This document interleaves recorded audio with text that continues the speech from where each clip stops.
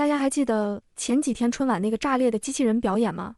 成百上千个机器人跳舞、翻跟头，甚至跟蔡明老师演小品。我们自己人看了都在喊哇塞，但这事儿传到国外，那反应简直就是心态崩了。最近几个英国专家坐在一起聊这事儿，原本以为他们会像以前一样酸溜溜地说是特效或者抄袭，结果呢，画风完全不对。他们直接说这就是中国对美国的降维打击。其中一个哥们儿指着屏幕说：“别跟我提什么 AI 模型，那玩意儿看不见摸不着。你看看这满屏的机器人，这就是中国制造的恐怖实力。”更扎心的是，他们开始疯狂反思自己，欧洲在哪儿？欧洲这50年都干了啥？他们承认，在人形机器人、在新能源车、在高铁这些能看得见、摸得着的硬科技领域，中国已经把西方远远甩在身后了。甚至有人说了句大实话：如果2026年你还觉得我们能跟中国平起平坐，那你这辈子也就信啥都行了。这帮英国人到底是真服了，还是被吓傻了？今天我们就来扒一扒这场来自大洋彼岸的集体破防现场，看看在中国机器人的铁蹄，哦不，铁腿面前，西方的自信心碎成了什么样。别走开，好戏才刚刚开始。To celebrate Chinese New Year this week, the Chinese Communist Party flaunted their country's dominance in humanoid robotics.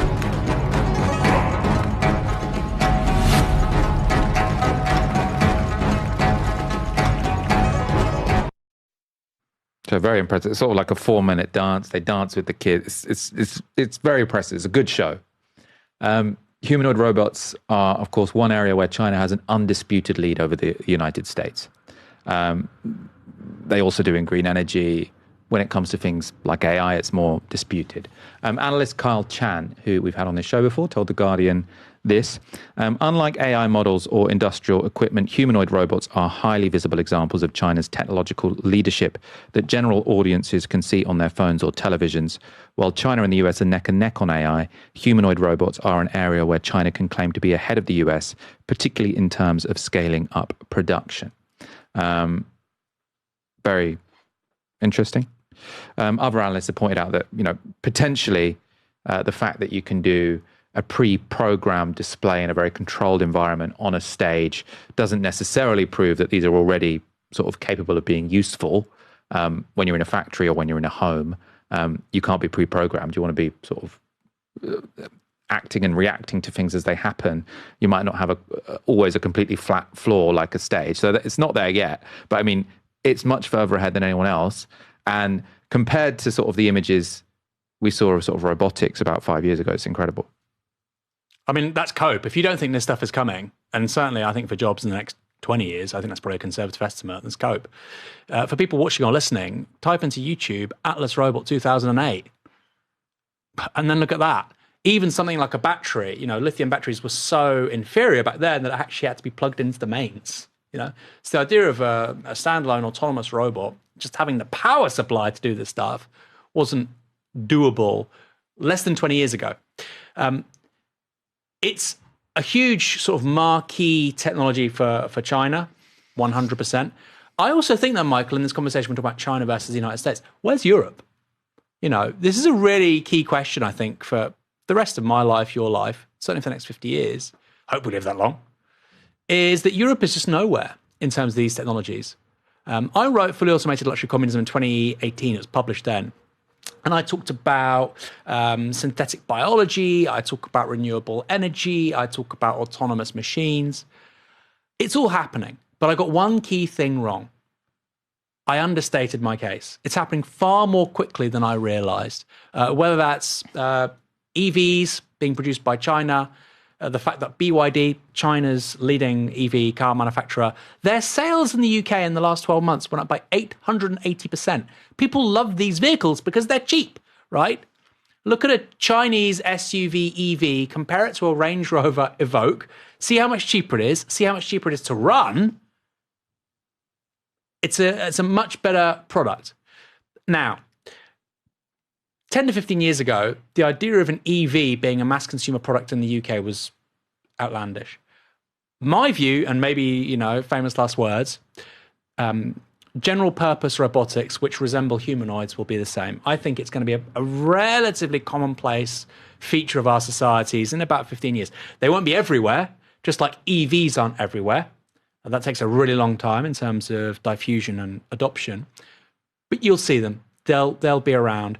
And that point about, yes, very impressive, but it's all choreographed and it's all programmed. It's not responding to real-time stimuli. That's true, and that's a lot of computation to do that. But one of the problems with humanoid robots is an inability to mimic fine motor coordination, which, if you watch that video, guess what? They nailed it. So this is clearly a moment where we should be taking stock about what this means for our economic model. What should it mean for jobs? A great line I saw recently: any job created in the 20th century is going to disappear in the 21st, partly a function of machine learning and LLMs and AI. I think when I see videos like that, I would go a lot further back. One of the things I like about, looking into AI and the development of it, and then also these humanoid robots, is it changes your perspective of what's like remarkable about humans. So it's always, in old debates about sort of, did we evolve or were we created by God? The argument for intelligent design was always that the eye is so complex, it couldn't possibly have sort of come about by accident. It must be a God that created it.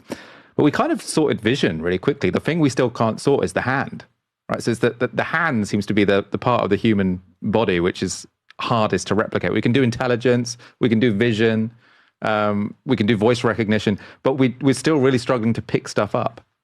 The brain as well. I mean, again, the brain's good, yeah. It's not a like for like. It's not a like for like kind of comparison, but this idea that having an AI that can approximate the human brain in terms of its synapses, that's again maybe 10, 15 years away. Does that mean you can replicate consciousness? No. Does it mean it's sentient? You might no. be able to. Who knows? You might be able to, but that's not the claim. I'm not confident either way. But something that's capable of the same levels of computation. I mean, that's happening.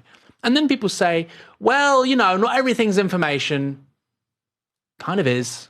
You can encode information as DNA. So you can get, all the songs you listen to on Spotify, that can be as encoded as DNA and saved as DNA and then re-encoded back to digital information, and you can listen back to the music again. So kind of is.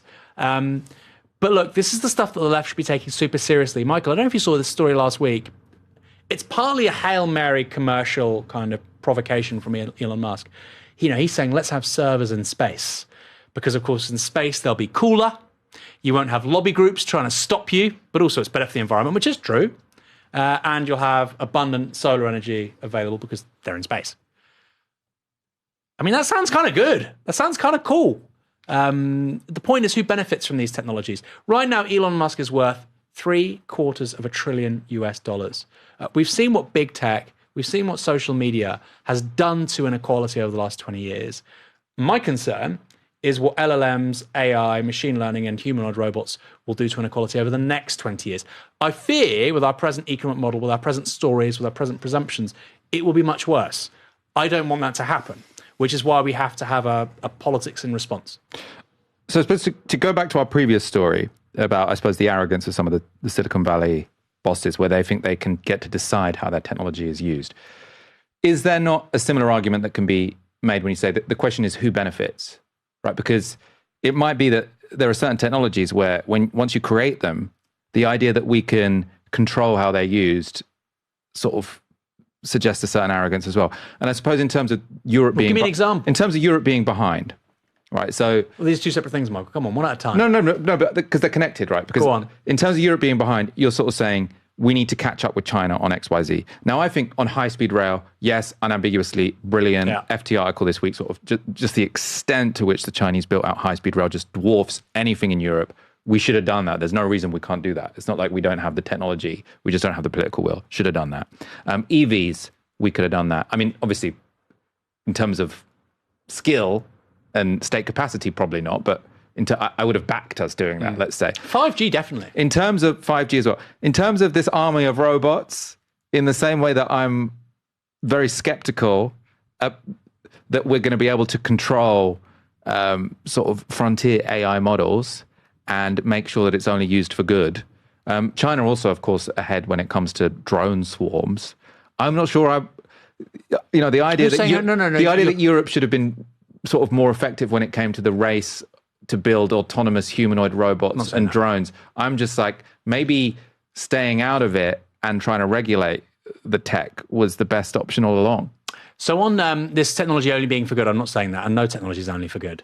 The point is about regulation, and like I say, who benefits from it? I mean, a great example about regulation is cars. Nobody says that cars today are only for good. About 30,000 people, I think, in the United States every year die from car accidents. I still think, generally speaking, people think there is a lot of positive utility that's created by cars. I would like fewer of them on the roads, right? And I'd like more public transport, but I think even if you had a complete like anti-car politics, you would say that older people and people with, lots of kids should be able to access cars, right?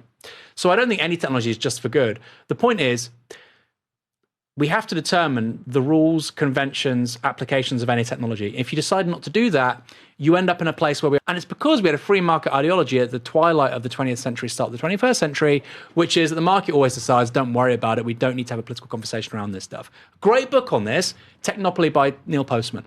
He says our society, really after the 1980s, 1990s, is the first society in human history where people actually think you don't need to have a view on application of technology. It's a very new mindset. He calls it a technopoly. You move from a tool-making society to technocracy to technopoly, where people use tools. Finally, the tools use the people. And I think that is ultimately actually a very important thing. On Europe, no, Europe probably can't make humanoid robots. Should Europe be making more of its own microprocessors in terms of a technology sovereignty argument? 100%. Should Europe be making more of its own photovoltaic cells? 100%. Should it be making at least parts of EV production going forward? 100%. Our relationship to China, to me, is the big story here. And it's not a popular claim.